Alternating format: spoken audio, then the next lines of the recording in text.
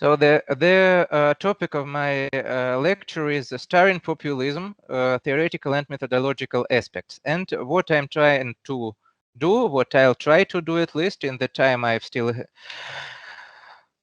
have, regardless of the technical problems, is to tell you about what populism is, and there is a variety of meanings, and how to maybe not to measure populism, but to compare different kinds of populisms. As to the definition of populism, this strange creature, I think all of us have read Lewis Carroll, The Hunting of the Snark, and there was a character called Boojum. So everyone was afraid of this Boojum, but no one knew what it was like, and where it lived. And according to Kasmude, we know who they are, but we do not know exactly what they are. This is about right-wing radicals, but actually this may be also applied to the populism. And populism is one of the things that Walter Bruce Gelley called in 1955 the essentially contested concepts. The concepts that we cannot agree about the definition of. We cannot give one and single definition that will suit all the possible opinions and all the possible point of view. We cannot give a definition to liberty, to love, to friendship, to maybe even to democracy. So we cannot give an exact and strong definition of populism. The first solid attempt to define populism was in 1968 in contemporary political science. It was in London School of Economics and Political Science. There was a conference held entitled To Define Populism. A number of definitions were collected, but in fact, no agreement was reached what it actually is. And if we look at the variety of the existing definitions, we see that they're in fact quite different. So Urs Altermatt, a Swiss professor, called it a form of politics. Nikolai Baranov called it a pragmatic political stream, a state of mind and ethos. Nadia Urbinati, an author of Democracy Disfigured, actually called it a form of democracy disfiguration. Jan Werner Müller gave it a famous definition as a particular imagination of politics. And Robert Jensen called it a kind of a political project, a certain political project as a set of political action. We may propose a definition of right-wing populism based on some integrated approach, a political strategy based on combination of nationalism, anti-elitism, anti-pluralism, and self-identifying with the people's will, aimed at achieving electoral success. But this definition is still far from being ideal. First of all, because it still is based on one of the possible approaches. It is not an integral definition, and it deals with right-wing populism only. So let's proceed to some possible algorithm of comparison of different populisms. So if we have different cases of right-wing, left-wing, whatever populism, we have the logical aim to compare them, to find out what is different between them, what is similar, and maybe to reach some logical conclusions. So the first stage, I think, would be to avoid the temptation of extrapolating, because most approaches that the populism studies have elaborated are based on European and North American empirical data. They are not applicable to Latin America, to Africa, or Asia. So we cannot use the same optics while studying populism in Belgium and in Myanmar. In the United States of America, or in Tanzania.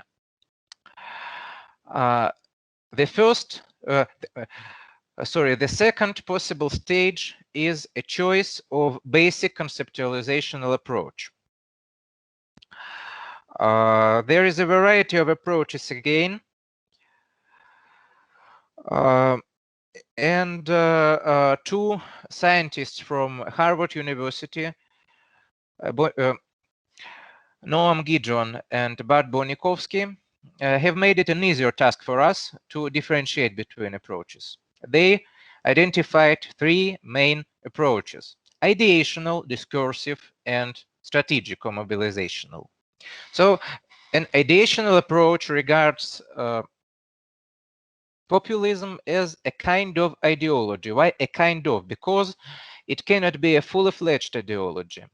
It does not cover all aspects of social life of a human being.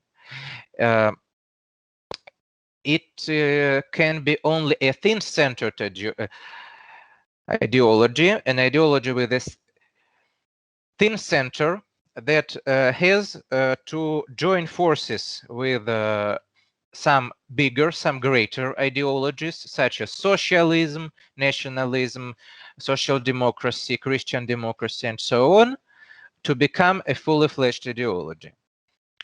The proponents of the ideational approach are Cas Mudde, Cristobal Rovira Kaltwasser, Ben Stanley, Matthijs Rodijn, and some other prominent scholars. The discursive approach presupposes that populism is a form or a style of discourse, of political discourse that is the very fabric of social and political life. Among the proponents of this approach are Ernesto Laclau, Kirk Hawkins, and some others. And a certain group of scientists regard populism as a mobilizational strategy, a strategy to mobilize voters, to appeal to them so as they mobilize to support this particular party or this particular leader. The proponents of this approach are Paul Taggart, John Powells, Takis Pappas, and some others. But, however, if we ask ourselves the question, is populism a style of discourse, a strategy to mobilize voters, an ideology, okay, thin-centered ideology? In fact, it is everything of this. It has some features, some traits of a discursive style, some traits of mobilizing strategy, and some traits of ideology. So we need an integrated approach to understand populism and not to avoid every single feature of populism that can be measured and that can influence our understanding of this phenomenon. The third stage of comparison of populist cases is the choice of analysis level and unit of analysis. You may analyze populism subnationally, nationally, or supranationally. However, if you try to analyze populism at subnational level, usually it is complicated because regional populisms are sometimes incomparable. They cannot be compared because they have nothing similar to each other except maybe for some most general traits. For instance, if you compare electoral populism in some oblasts of Russia and electoral populism in the Dutch province of Limburg. These are quite different things. Supranationally, it is again quite difficult to compare because there are not so many structures where populism can be manifested supranationally. Maybe the only structure is the European Parliament. So we face the problem of the lack of the cases. And you may also mobilize, analyze different levels, different units of political life, whether it be political leaders, political movements, but these are quite difficult to operationalize. If we try to analyze political leadership, we have to delve into political psychology, into maybe sometimes even psychiatry.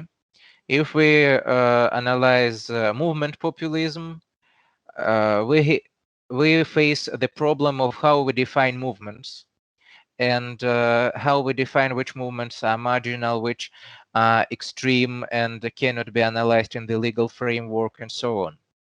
So I suppose that most optimal for analysis is the following combination of the level and the unit of analysis. It is national parties at the national level. So officially registered political parties that function at the level of the state and are usually presented in the national parliament, in the lower chamber of the national parliament. The two following stages are choice of basic typologies and choice of variables. I'll come back to this a bit later because we should discuss it more in detail. And the last stage of comparison is to define case selection. You may have different research aims, so you have different designs how to compare, how to research. So one of the starting points here may be the choice between most different similar output design or most similar different output design. So in the first case, you compare different systems and try to find out what is similar between them. In the latter, vice versa.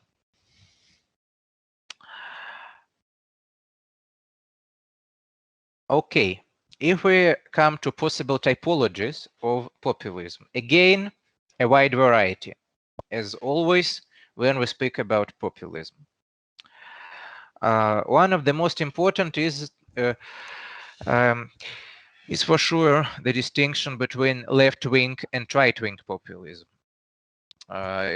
Usually we come across this typology when we read the fresh articles that appear in scientific journals, and they usually deal with right-wing populist parties or left-wing populist parties. Here we again face the problem: if populism is a thin-centered ideology, then just a moment, then it has to combine with some other bigger ideologies. So in the case of right-wing populism, it is combined with nationalism. In the case of left-wing populism, it is combined with socialism. But looking at the recent changes in ideological spectrum, sometimes it is not so easier to tell which populist parties are left and which are right. This is the scheme coined by Ronald Engelhardt and Pippa Norris. And here we can say that both populist left and populist right camps have quite a lot of members, if we can say so, a lot of member parties. And some of them are hard to distinguish. They're situated here when I'm pointing at them with my mouse. So we go back. Here we are. And again, do we ask which actors, which groups the populists exclude from the people, or do they exclude at all? Do they exclude or include certain groups? it is again a distinction between left-wing and right-wing populism. Another important typology is the distinction between thin and thick populism, proposed firstly by Jan Jagers and Stefan Walrave, the Belgian authors, in 2007. Sorry, I heard some strange sound. Is everything okay? Yes? Can't understand, but okay. I'll go on. Yes, thin and thick populism. Thin populism, according to the Belgian authors, is just a populism per se. So a strategy to appeal to the people directly and to juxtapose the people as underdog and the elite, the corrupt elite. While thick populism is already a combination with certain ideology and the adding of the second dichotomy, not only vertical one, the people versus the elite, but also the horizontal one, us versus the others, the people as a nation versus the outside. And we may even say that thin populism is a tool for a struggle, just a strategy, while thick populism, already a combination of the populism per se with some ideological basis, it is a struggle itself. Margaret Canavan, a British author, also tried to point at several types and subtypes of populism. Most important types were agrarian populists and political populists. It is quite logical that now, in the 21st century, in the era of Trump, of Geert Wilders, and of Marine Le Pen, we focus our attention on political populism. Pierre-André Taguieff, a French author, proposed to distinguish between protest populism and identity populism. Le populisme protestaire, it is a populism that is reactive to some event, to some shock, even sometimes, and it is usually quite short-termed.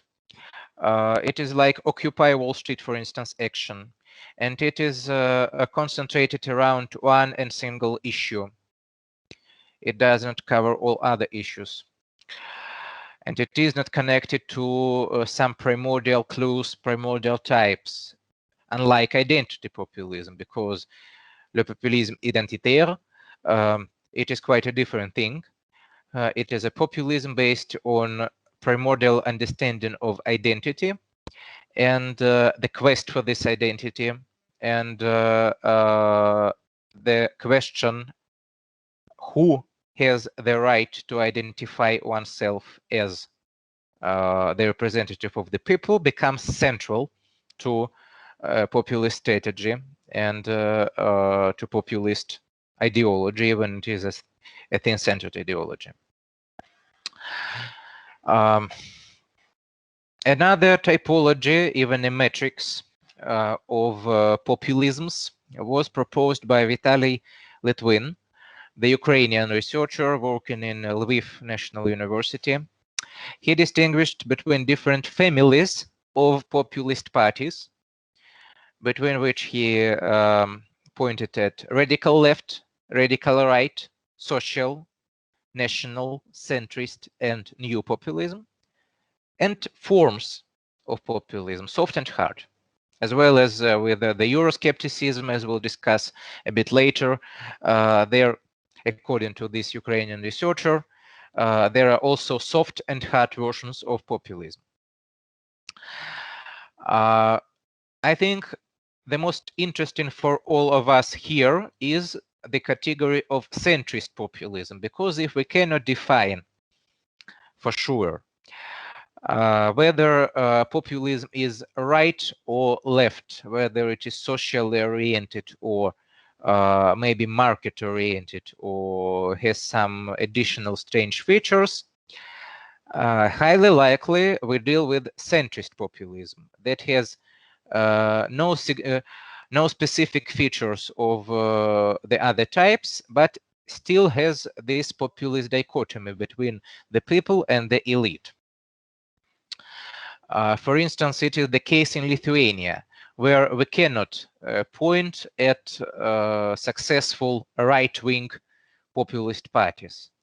But we have centrist populist party, Tvarka ir Teisingumas, law and order.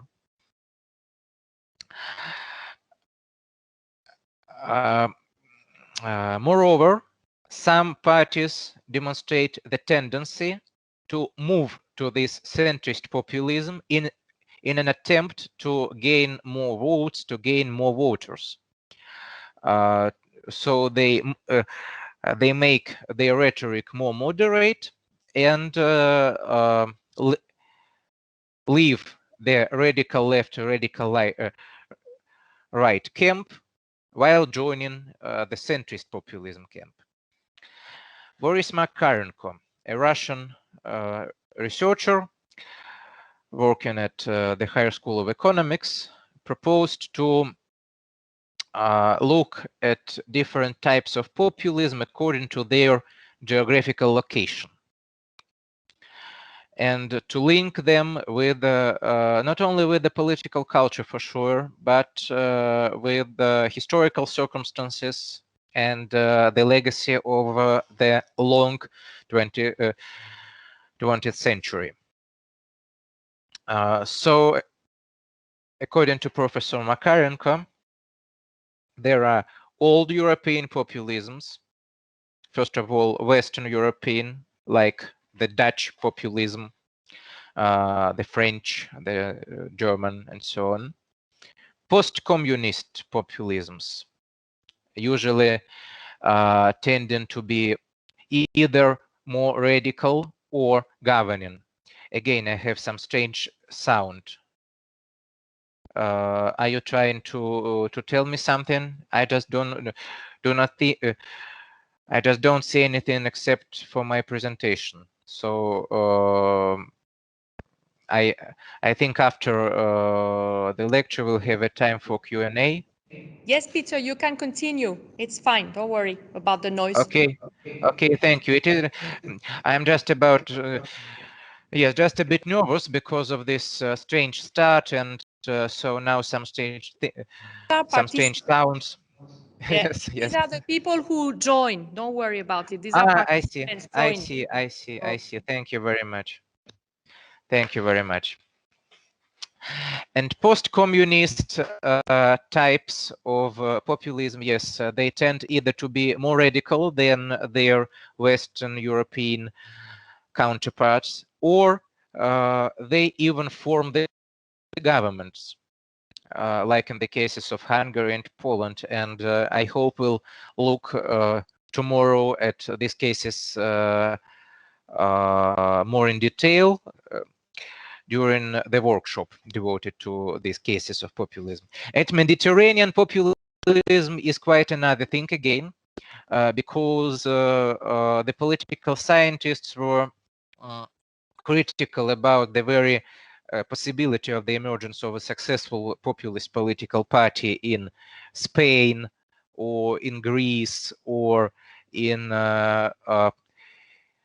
Portugal, but in Spain we see even not only the left-wing populist Podemos, but also with we see the party called Vox that is right-wing, and this emerged to the political Olympus of Spain just a year ago. And in Greece, well, Syriza is a classical left-wing populist actor while at the right-wing side of the political spectrum, we do not see any significant actors, because the Golden Dawn party, it is not a populist party. It is a radical party. Even sometimes it may be called extremist. And this excludes the very possibility of populism, because populism always tries to show its affinity with liberal democracy, and to demonstrate its willingness to remain in the legal framework and in the framework of the liberal democratic order. Just a moment. I'm trying to change the slide.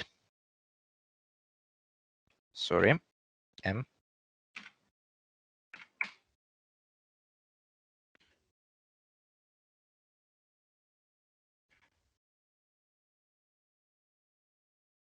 Yes.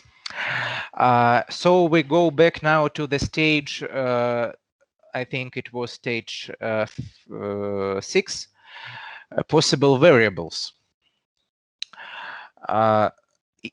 If we have to compare something, we should understand which parameters, which variables we actually compare. Provided we have national parties, the parties functioning at the national level as units of comparison, we may pick several points that can actually be compared. One of them is if we again compare right-wing populism, for instance, it is the type of nationalism that the populist strategy is combined with. Nationalism can be of quite different kinds, of quite different types.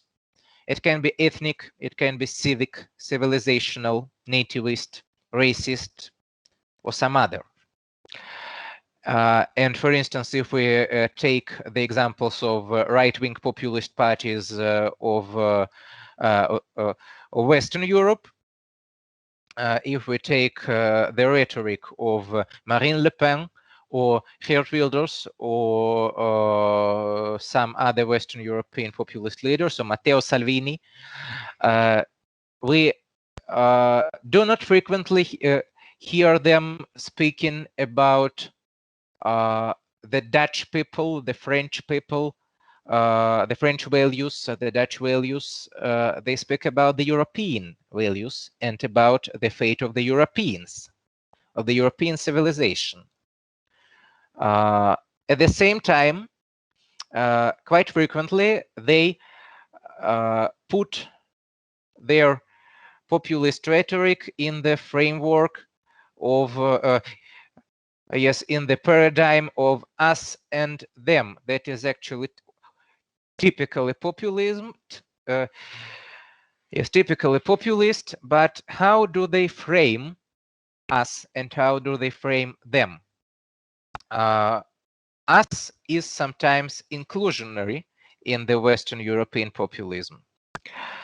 Because if, for instance, a citizen of France with a French passport but of Moroccan origin accepts, according to the criteria of the National Assembly, the National Rally of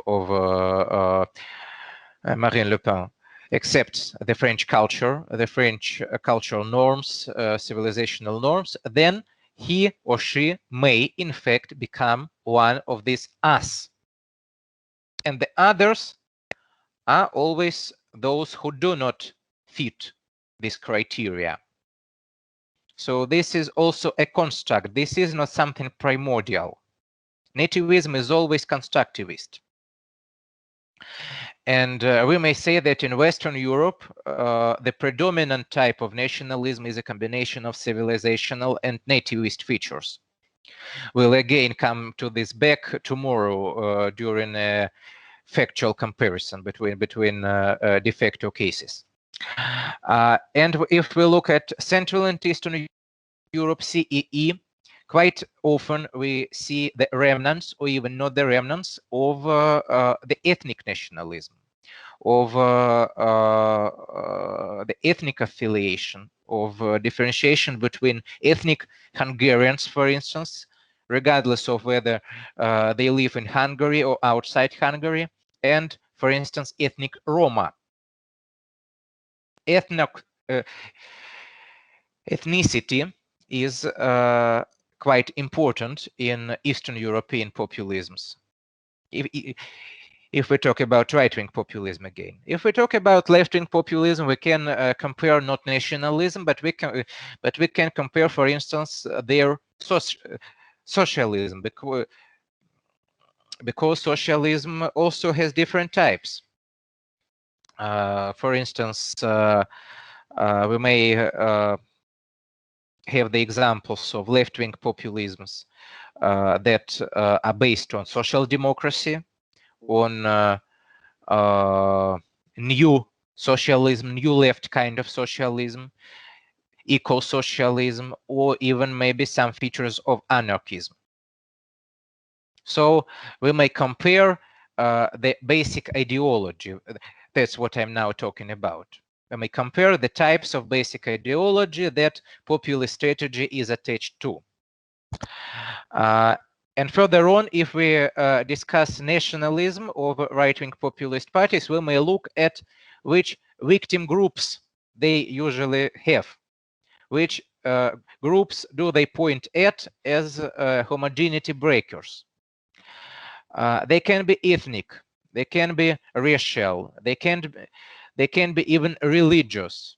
And quite often, if the Western and even now East European populist parties use the securitization of migration issue, they combine the representation of immigrants as culturally different and religiously different. One of the symbols widely used in manifestations by right-wing populist parties is a mosque and a minaret. These victim groups may be also not only ethnic, racial, or religious, but also social, like the rich elite, the brokers from Wall Street, for instance. These groups can be also even biopolitical or gender, like in Eastern European populisms. The issue of biopolitics is quite important, and homophobic rhetoric is on the rise, for instance, in Poland and in Hungary for sure, and now also in Romania. So homosexuals can also be one of such victim groups of homogeneity breakers. And if we talk about ethnic groups, for instance, we may look at the Pew Research Center survey of 2016. And three categories were used as most negatively thought of in different European countries. For instance, in Hungary, 64% of the questioned had negative opinion about Roma, 72 about Muslims, and 32 about Jews. And in Germany, these numbers are respectively 40, 29, and 5. So we may think that ethnicity has lost its significance in the era of globalization, at least in Western Europe, but in fact it is not so. Ethnicity still matters. Even if some political parties, especially populist political parties, prefer not to talk about ethnicity directly, but this can be said about political leaders of right-wing or left-wing populist parties. Yes, if we ask, for instance, a leader of a right-wing populist party in Western Europe, do you like Jews or do you dislike Jews, he will either yes, avoid the possibility to answer, he'll reject to answer, or he or she will say that actually I like, I have nothing against. But if we ask the voters, the electors, the actual electoral base of such parties, then the answers will be quite different. So we should not confuse the meaning, the expressed meaning of the party leadership and the actual meaning of the supporters of a particular party. And if they are actually supporters of a particular party and they share quite a huge part of them share some xenophobic belief, it may actually point at the fact that they associate this party with these xenophobic views, regardless of what the leader says. I'm trying to go one slide back. Yes. Another variable that we may compare, and especially if we talk about European populist parties, is the role and the degree of Euroscepticism. We'll discuss again Euroscepticism in more detail tomorrow.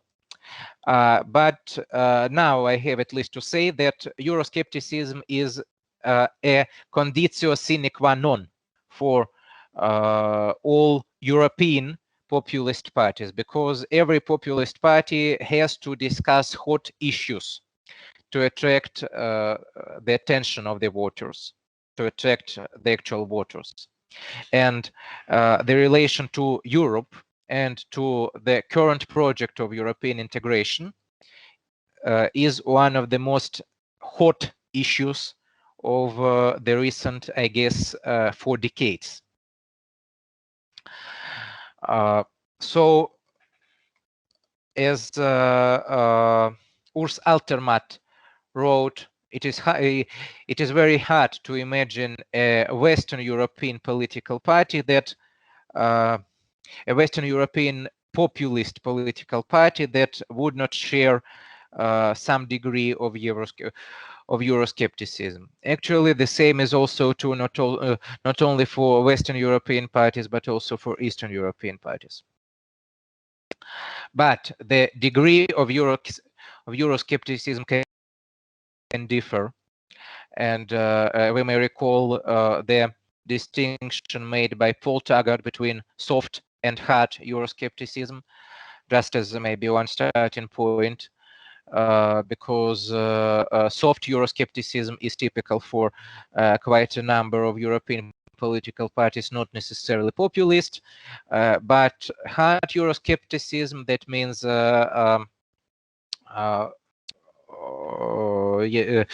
that means that a country should leave the European Union or not enter European Union if it is still outside this organizational structure, is less frequently seen on the political arena and is typical of radical right-wing populist actors.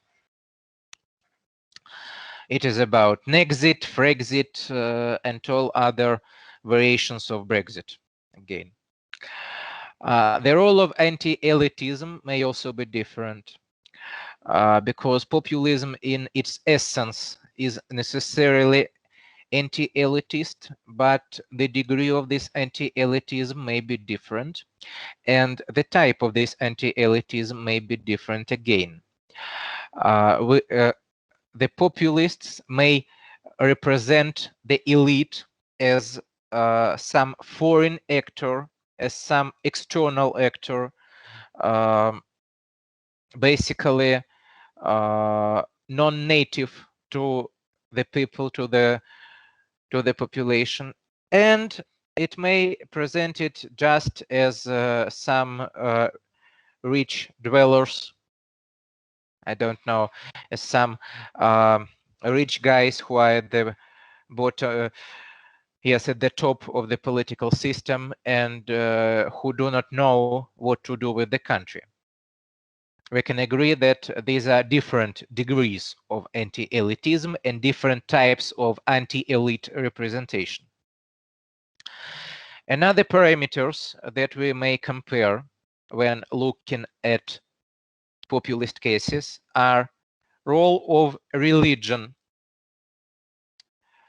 because for most Western European populist parties, religion is not quite important. It is because of the widespread secularization and secular traditions, first of all. However, not for all of them. Even the French National Rally, the former National Front, had a religious wing, a traditional Catholic wing, led actually by Marion Maréchal. But after some discrepancies with Marine Le Pen, this wing disappeared. And in Eastern European discourse and populist discourse, especially, religion quite often has a significant role, not only as a resource for voters' mobilization, but also as a resource for media, and sometimes even for money. Because like the example of Poland shows to us, the support of Maria radio station was quite important for Law and Justice Party to come to the power. And before the access to power of Kaczynski brothers, this radio station, the Catholic radio station, supported another Polish party, the League of Polish Families. But after the decline of the League, it decided to support another right-wing actor and led it to its victory, actually. The role of geopolitics may be also quite important. Because yes, it differs to what extent the external other is salient in the political discourse, and to what extent the diaspora is salient, the diaspora issue. For instance, for Hungary, to a lesser extent for Poland, for Slovakia, for Ukraine, and for Romania, for instance, geopolitical issues, I mean for the respective political parties in these countries, the issues of geopolitics are traditionally very salient, because there are quite a lot of the ethnic brethren, if we may call them like this, living outside the de facto nation state. And there are some discrepancies with the neighbors about how the borders should lie, and what the borders should look like. And again, here the issue of separatism, for instance, in Transylvania or in the Ukrainian Zakarpattia. Further on, we may compare the role of biopolitics, especially it is actual, it is up to date in the times of the pandemic, because biopolitics, according to Michel Foucault and Giorgio Agamben, is a kind of a set of regulative measures aimed at regulating human body, what a human body, what a human being can and should do to his or her body, Here, the issues of, again, homophobia, of abortations, of euthanasia, of death penalty, and some other issues arise. It also depends on political culture and on historical legacy of the respective countries, whether biopolitics is salient in the party discourse or not. Finally, it is an attitude towards liberal democracy. How do the populist parties feel about liberal democracy? As Andreas said in his workshop and in the answer and during the Q&A session, and it was absolutely correct, that populist parties tend to promote direct democracy, referenda, and other forms of direct representation of the people's will, not moderated, not mediated by such institutions as parliament, as elected deputies, and so on. So the ideal type of democracy for most populist actors is the democracy of Athens, not the parliamentary democracy of Westminster. Because when addressing the people on the square, for instance, the populist party may be and is usually more successful than when it tries to operate through national parliaments. It has to operate through national parliaments because we do not have the democracy of Athens in contemporary Europe. But if we were to have it, populist parties were the happiest about it. Just because it would be their final and forever success. Okay, just a moment. Just a moment. I'm afraid I've a bit run out of points to say in the lecture, but I think that something near half an hour is quite a good time for Q&A, if I'm not mistaken, if it is supposed to be, or not. Stephanie, please help me.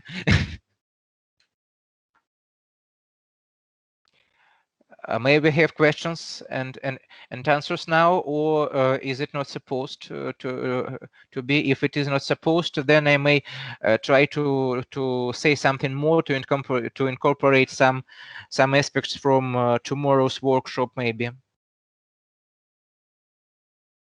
Hey,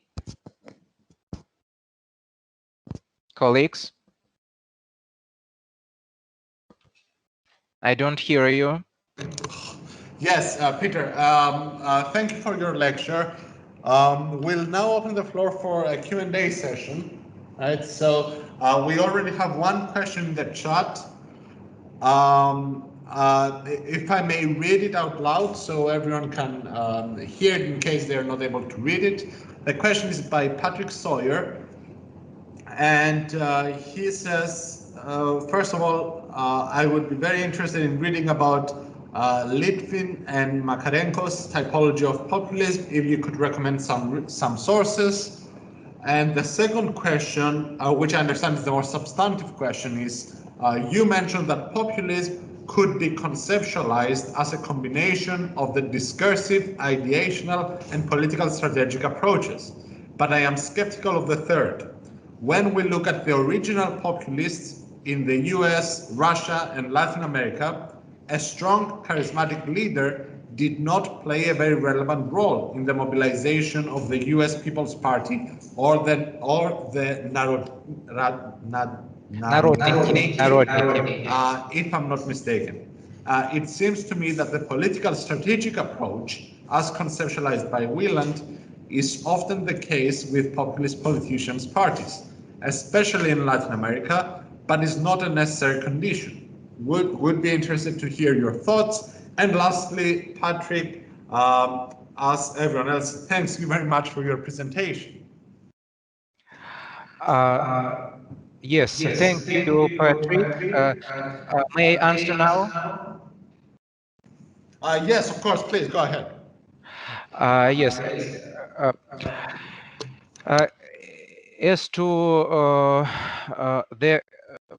the typologies of Litwin and Boris Makarenko,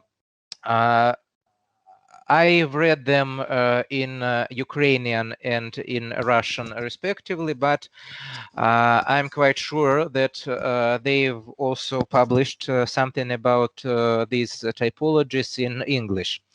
I think I'll ask them directly whether they have something in English about this, and I may send this after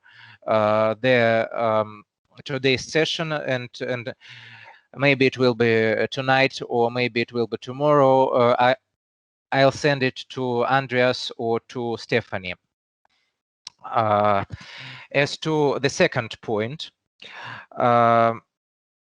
well, you have the point, but still we speak about the political populism.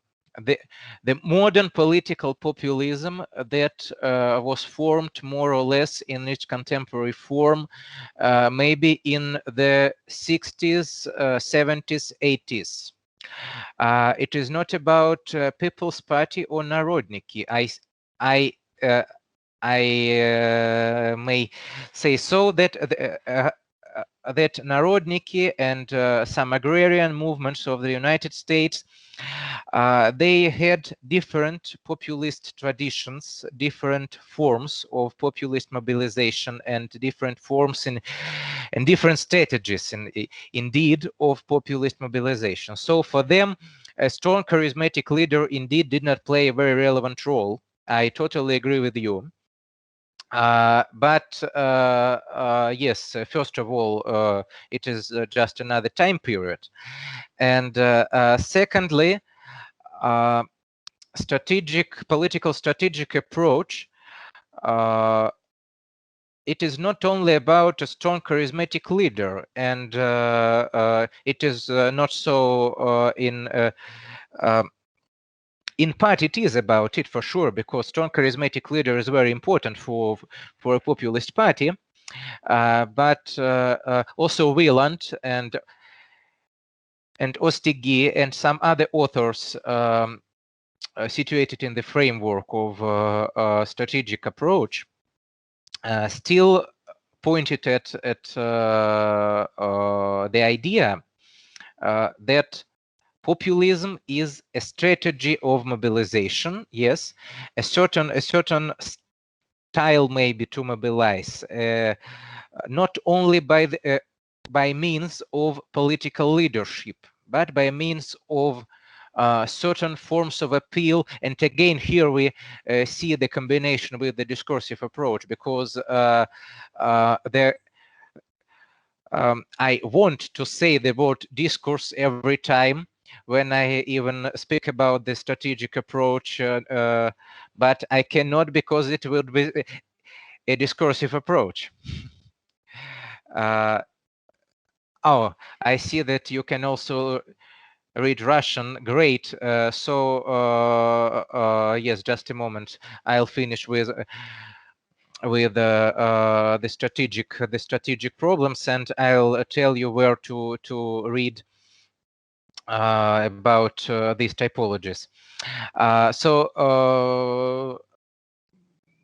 Yes, to some extent, maybe strategy may be omitted from this three-core structure, but it would be rather an exclusion from a rule than a rule itself, because it is not only about charismatic leadership. And I am open now to other questions, and I'll now look for. Okay, still maybe later I'll send Stephanie or Andreas the articles. Have I answered at least to a small extent your question? Yes, thank you, Peter. So let's see if we have any other questions either here or on Microsoft Teams. Does anyone want to say something or ask something? Or maybe I can abuse my privilege as the moderator and ask a question myself.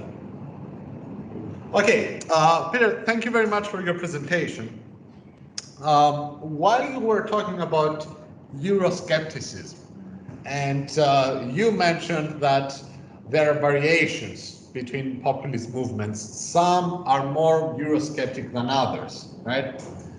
And what jumped to mind was, what about movements that, or better yet, a populist party that shifts its Euroscepticism, right? So maybe we have a party that starts out being more Eurosceptic, and then maybe when they assume power, they become less Eurosceptic.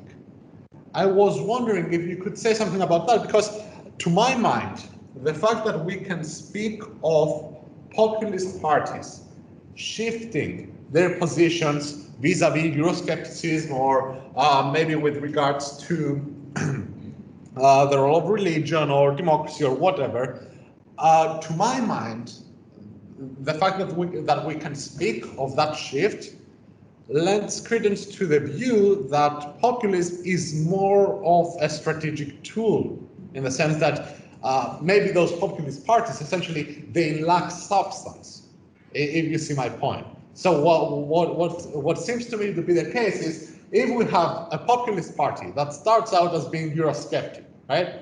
Maybe we can say that, okay, this is a substantive position. This maybe combines elements of ideology or whatever. But once we see that populist party shifting positions, in some cases quite freely, right? Then maybe we can start thinking, or maybe we can start thinking more clearly about populism being more about a strategic device, a tool to gain political power, regardless of substantive position. So I was wondering if you could say something about that. Thank you very much for a very interesting question, and to some extent a provocative question, I would even say. And what I can say about it, you are absolutely right. Populism is a strategic tool, a strategic device. But there are some ideological traits, some ideological features that are more prone to be combined with populism, that are more likely to be discovered when we look at populist parties than the others. And one of them is actually Euroscepticism. What about the shifting of positions of the populist parties on different aspects of political life? Again, you are absolutely right. For instance, if we recall the example of Fidesz, Hungarian party, it was quite liberal democratic in the 90s, but now it is far from being liberal, and even further from being democratic, and it is kind of a core substance of its idea, of its at least official ideology. And there are quite many parties that used to be more Eurosceptic than they are now. But what is important, that we do not have the empirical data. Sincerely, at least I have not identified such parties in Europe, in the European Union at all, that used, I mean, first of all, right-wing populist parties that used to be Eurosceptic and now are not Eurosceptic at all. I can't point at a single party that has lost its Euroscepticism without any remnants. Peter, may I interject? I think I'm not saying that there are parties that drop Euroscepticism altogether. I'm just talking about their rhetoric being more soft, right? So, for instance, let's take Syriza in Greece, right? Before Syriza came to power, the rhetoric was more manifestly Eurosceptic, right? Once they came to power, their rhetoric shifted. Maybe it's because they were exposed to political realities, or maybe it's because yeah, for all sorts of reasons, right? But as a matter of fact, their rhetoric shifted. So that's an example that I had in mind. I'm not saying that Syriza dropped Euroscepticism altogether. I'm sure that if you have members of Syriza here and ask them about the European Union, they will be fiercely Eurosceptic. Yeah, I think even Marine Le Pen is an example of this. Go. Yes, Marine Le Pen, you know, when she faced Macron in the second round of the French presidential elections, she shifted her views on the European Union to make sure that she would catch part of that electoral body that would actually go for Macron. So she became softer in some aspects. Yeah, and I think, Peter, you're absolutely right that I don't think there's evidence of a party who was Eurosceptic and then stopped being Eurosceptic. But it's about, you know, the rhetoric softening. I see your point. It is quite clear. And what are you talking about? I suppose to pose it in a wider framework of what actually happens to a populist party, anti-elite, anti-establishment by definition, when it enters the government. And we have numerous examples of such parties, for instance, the Finns in Finland, or or in Austria, or in Belgium.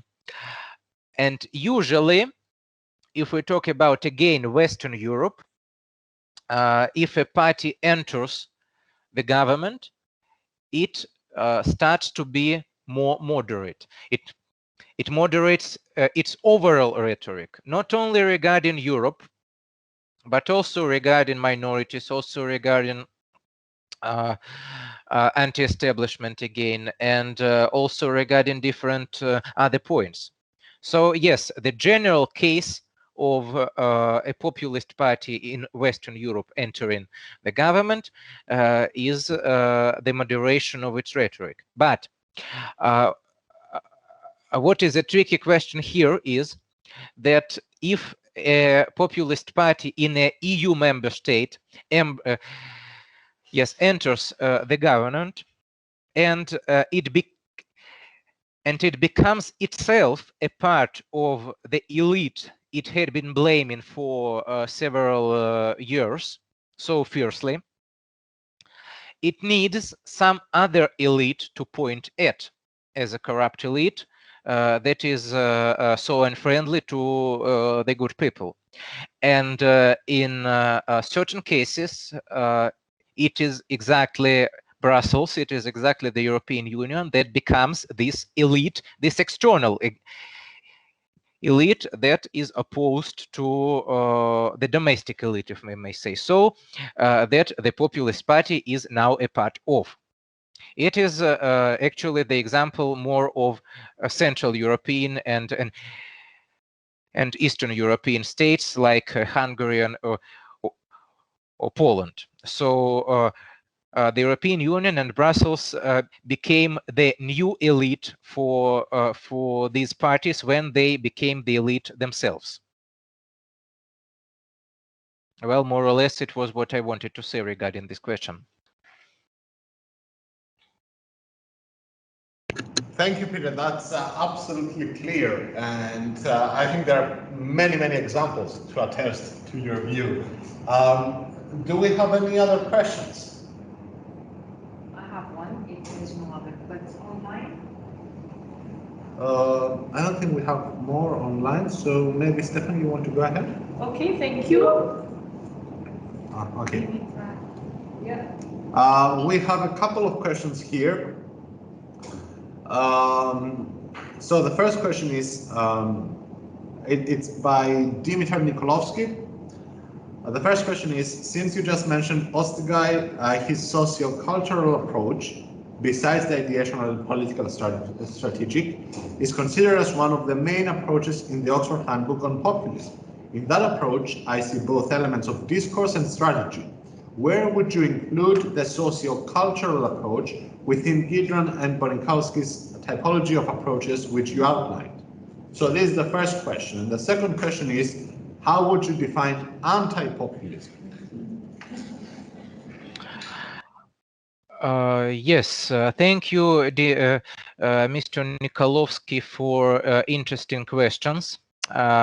As to the approach, the socio-cultural approach of Ostigi, indeed, it is a very interesting case that is quite applicable not only for Latin American cases where it was demonstrated most clearly, but also to European and other examples.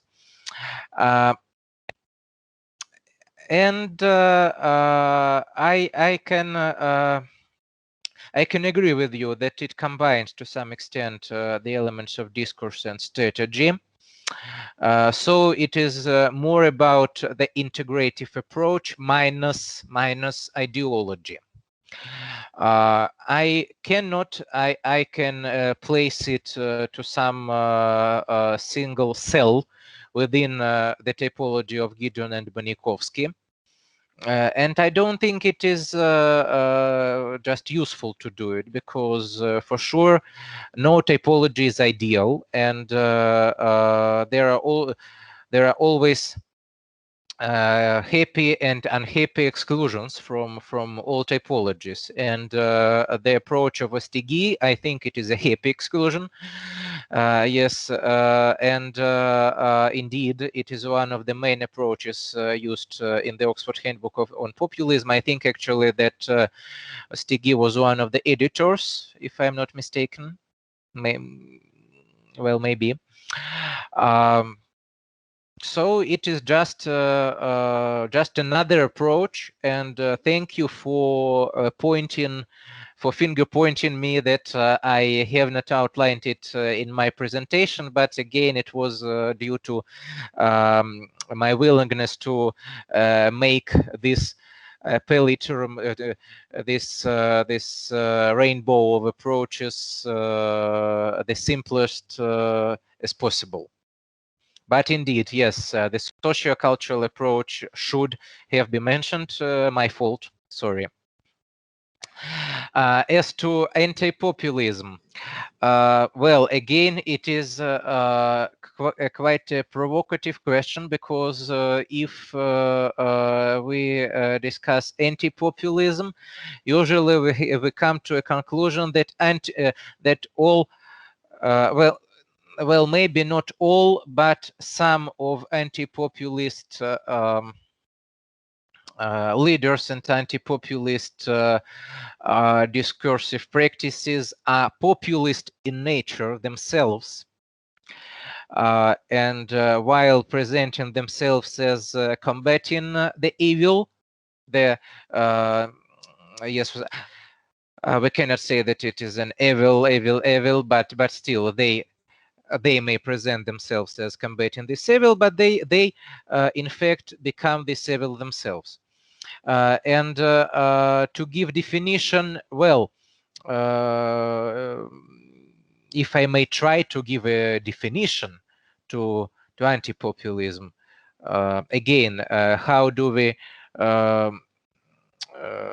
understand anti-populism? Is it anti-populism of politicians? Is it anti-populism of scientific researchers? Is it anti-populism of journalists?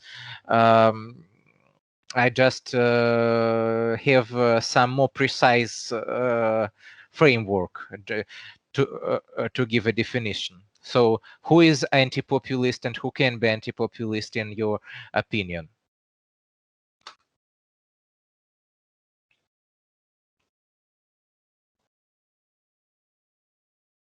Hello? Hello?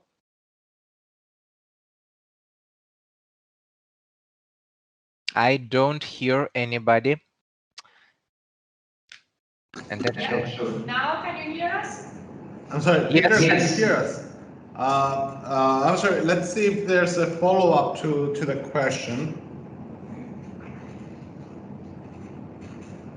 Yes, Dimitar writes he has problem with the microphone. Maybe he can fix it until tomorrow. And we can continue that discussion. Until he tries to fix it, I would like to ask you something, Peter, because you mentioned, you touched upon corruption. When you were talking about the typologies of populism, when you were talking about the thin and thick populism. So I wanted to ask you, what is the correlation between populism and corruption? Yes, is it the question? Yes. The correlation between populism and corruption is quite tricky. Again, I think yes, I think I hear my voice twice. Thank you. Usually, yes, I recall this moment when I mentioned corruption.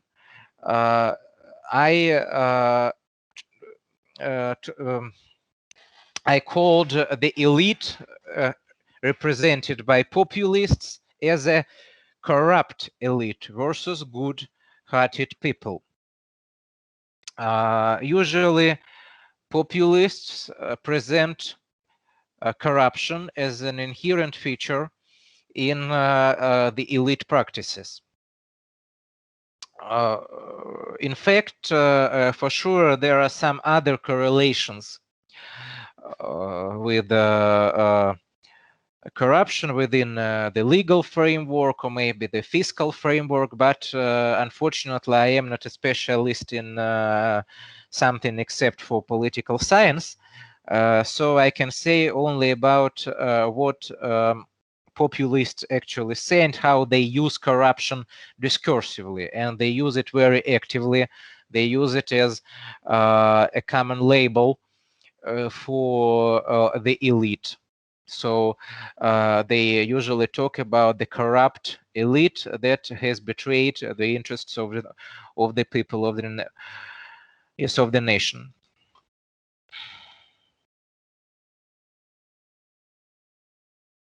Have I answered your question, Stephanie? Yes, Peter, thank you very much. Thank you. Thank you so much. There was a follow-up by Dimitar that says he was talking about anti-populist politicians. Thank you. Anti-populist. Oh, again, I hear my voice from different parts of the universe. Yes. Anti-populist politicians. I cannot say that there is a certain camp of politicians that can call themselves anti-populist. In fact, all establishment parties present themselves as opposed to the populists, and usually they even use and exploit the very idea, the very term, the very notion of populism as again a label against the parties of non-establishment, and not all of them in fact are necessarily populism. Yes, unnecessarily populist. And if we even recall the example of the Netherlands, the prime minister warned against bad populism, saying that there is good populism. So even the leader of mainstream establishment party of the Netherlands could not call himself overtly anti-populist. I do not say I can define this camp of anti-populist politicians, because I can say that no such camp actually does exist.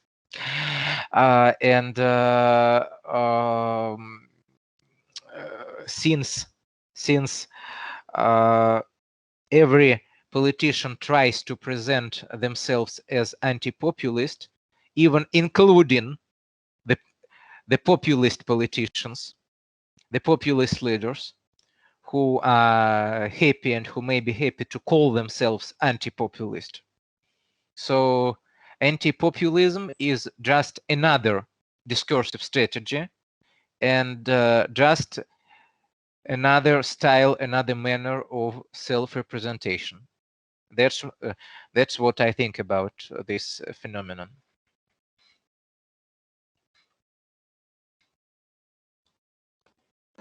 Okay, thank you, Peter. Let's see if we have any other questions. No?